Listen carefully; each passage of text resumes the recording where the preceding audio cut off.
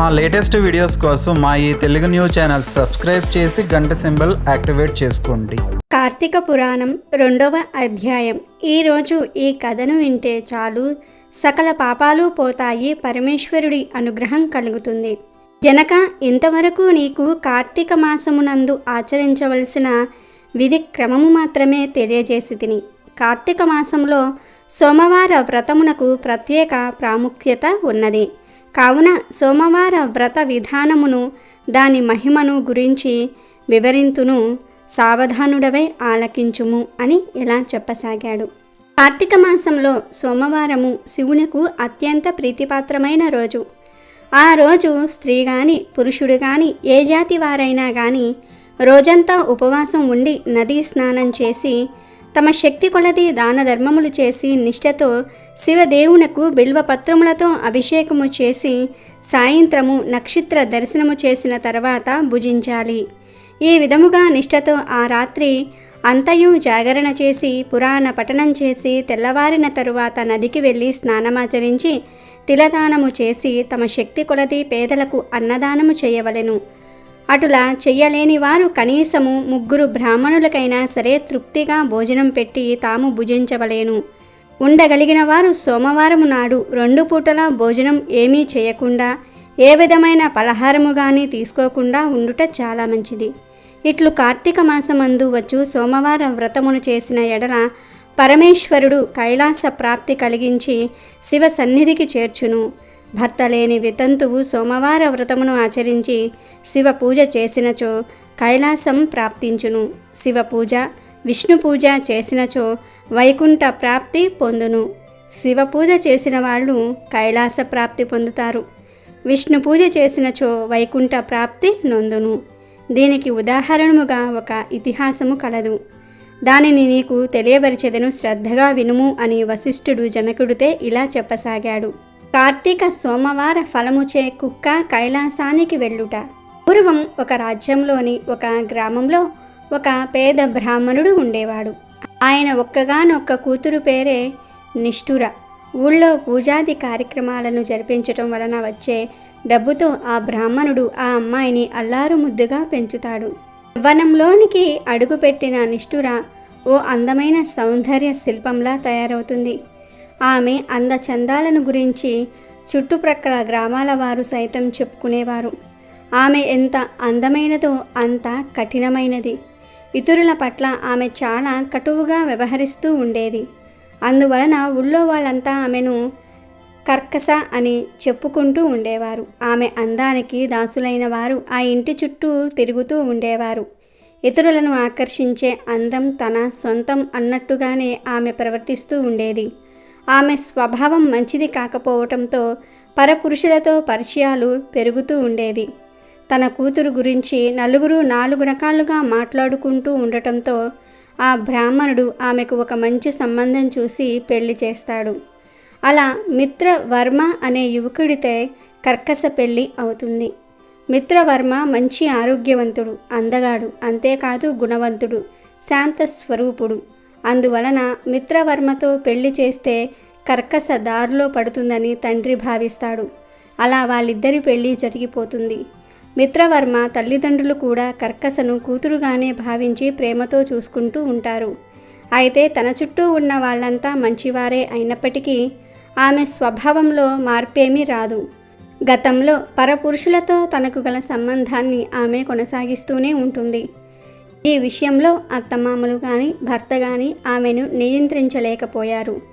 ఊళ్ళో తన తండ్రికి గల పేరు ప్రతిష్టలను గురించి కానీ అత్తారింటికి కుటుంబ గౌరవం గురించి కానీ ఆమె ఏమాత్రం ఆలోచన చేయదు. తన మనసుకు తోచినట్లుగా ఆమె నడుచుకుంటూ ఉంటుంది. ఊళ్ళో తమ కుటుంబానికి గల పరువు కారణంగా మిత్రవర్మ చాలా వరకు సహిస్తూ వచ్చేవాడు. సహనం నశించినప్పుడు మాత్రం ఆమెను మందలిస్తూ ఉండేవాడు. కొడుకు కోడలు విషయంలో తల దూరిస్తే గొడవ మరింత పెద్దది అవుతుందని అత్తమామలు భరిస్తూ ఉండేవారు. ఇది కర్కశ మరింత అలుసుగా తీసుకుంది. కర్కశ ధోరణి శృతి మించుతూ వెళ్తోంది. అప్పటికే మిత్రవర్మ గౌరవ మర్యాదలు మట్టిలో కలిసిపోయాయి. ఆయన నిస్సహాయుడిగా చూస్తూ ఉండిపోతాడు. అయినా అతను తమకు అడ్డుగా ఉన్నాడనే విషయం పట్ల పరపురుషులు తరచూ అసహనాన్ని వ్యక్తం చేస్తూ ఉండేవారు. దాంతో తన భర్తను అడ్డు తప్పించటమే పరిష్కారమని ఆమె భావిస్తుంది. ఒకరోజు రాత్రి తన భర్త గాఢ నిద్రలో ఉండగా ఆమె అతనిని బండరాయితో కొట్టి హతమారుస్తుంది. అతని శవాన్ని పొలిమేరల్లోని పాడుబడిన బావిలో పడేస్తుంది. ఏమీ ఎరుగనట్లుగా అక్కడి నుంచి తిరిగి వచ్చేస్తుంది. మిత్రవర్మ తల్లిదండ్రులు జరిగినది గ్రహించి చాలా బాధపడతారు. కర్కసకు పరపురుషుల అండదండలు ఎక్కువగా ఉండటం వలన ఆమెను ఏమీ అనలేని పరిస్థితి. అందువలన తమ కొడుకు లేని చోటును తాము ఉండకూడదని భావించి కర్కస కంట పడకుండా వారు ఆ ఊరు నుంచి వెళ్ళిపోతారు. ఇంతకాలంగా తనను అదుపులో పెట్టడానికి ప్రయత్నించిన భర్త లేడు, అత్తమామలు లేరు. అందువలన ఇక తాను ఏం చేసినా అడిగేవారు లేరని ఆమె భావిస్తుంది. అప్పట్నుంచి కర్కస ఇంకా మరింత స్వేచ్ఛగా ప్రవర్తించటం మొదలుపెడుతుంది. కర్కస వైఖరి గురించి ఊళ్ళో వాళ్ళు కొంతమంది చాటుగా గుసగుసలాడితే మరికొందరు ముఖానే అనటం మొదలు పెడతారు. అయితే తనకు గల అండదండలతో అందరినీ భయపెడుతూ ఆమె బతికేస్తూ ఉండేది. ఆమె కారణంగా మిగతా స్త్రీలకు కూడా రక్షణ లేకుండా పోతోంది. అలా కర్కస అడ్డు అదుపు లేని జీవితాన్ని గడుపుతూ వస్తుంది. వయసు ఇంద్రధనుస్సు లాంటిది, చూసుకుని మురిసిపోయేలోగా మాయమైపోతుంది. అలా కర్కసకు వయసు మీద పడింది. వయసులో ఉండగా చేసిన పనుల కారణంగా అనారోగ్యాలు ఆమెను చుట్టుముడతాయి. కర్కస దేహ సౌందర్యం చూసి మాత్రమే ఆమె వెంటబడిన వాళ్ళంతా ఇప్పుడు తాము కనిపిస్తే ఏం సాయం అడుగుతుందో అని తప్పించుకుని తిరగటం మొదలు పెడతారు. ఆమె ప్రవర్తన మంచిది కాదనే విషయం అందరికీ తెలిసిన కారణంగా ఎవ్వరూ ఆమెను పలకరించేవారు కూడా కాదు. ఆదరించేవారు లేక, ఆపదలో పిలిస్తే పలికేవారు లేక కర్కస ఆ ఊళ్ళో ఒంటరిదైపోతుంది. తన శరీరము సహకరించక, తనకు ఎవ్వరూ సహకరించక నానా ఇబ్బందులు పడుతూ రోజులు గడుపుతూ వస్తుంది. చివరకు పలకరించేవారు కూడా లేని పరిస్థితుల్లో చివరి శ్వాసను విడుస్తుంది. యవ్వన గర్వంతో, అందగత్తననే అహంభావంతో మిడిసిపడిన కర్కస చనిపోయిన తర్వాత నేరుగా నరకానికి వెళ్తుంది. భూలోకంలో విచ్చలవిడిగా వ్యవహరిస్తూ అనేక పాపాలు చేసినందుకు, భర్తను హత్య చేసినందుకు, అత్తమామలను కష్టపెట్టినందుకు, ధర్మాచరణను పాటించినందుకు యమధర్మరాజు ఆమెకు అనేక రకాల శిక్షలను విధిస్తాడు. ఆ శిక్షలను కర్కస అతి కష్టం మీద భరిస్తూ వెళ్తుంది. చేసుకున్న వారికి చేసుకున్నంత అని ఎందుకంటారనేది ఆమెకు అర్థమవుతుంది. అలా నరకంలో అన్ని రకాల శిక్షలను అనుభవించిన కర్కస ఆ పాపాలకు ఫలితంగా భూలోకంలోని ఒక ఊళ్ళో కుక్కగా పుడుతుంది. వీధి కుక్కగా తిరుగుతూ ఒక బ్రాహ్మణుడి ఇంటికి సమీపంలోని ఒక చెట్టు క్రింద పడుకునేది. ఏ రోజుకు ఆ రోజు ఎక్కడైనా ఏదైనా దొరికితే తినటం, లేదంటే లేదు. ఏమీ దొరకని రోజున నీరసించి వచ్చి చెట్టు క్రింద పడుకునేది. అలా ఒక రోజున ఆ కుక్క చెట్టు నీడలో పడుకుని ఉండగా అక్కడకు సమీపంలోని ఇంట్లో ఉండే ఒక బ్రాహ్మణుడు కొంత ఆహారం తీసుకొని వచ్చి దాన్ని ముందుంచుతాడు. ఆ బ్రాహ్మణుడు తెచ్చిన ఆహారాన్ని కుక్క గబగబా తినేస్తూ ఉంటుంది.